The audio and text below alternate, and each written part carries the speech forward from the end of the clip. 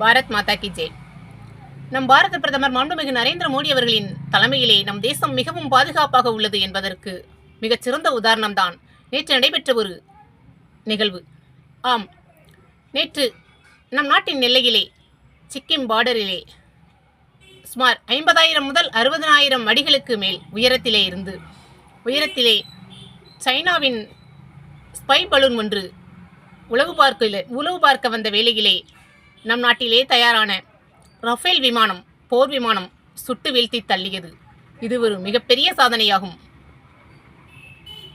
இந்த சாதனையை நம்மோட தமிழக அரசுல எந்த ஊடகங்களுமே அறிவிக்கல.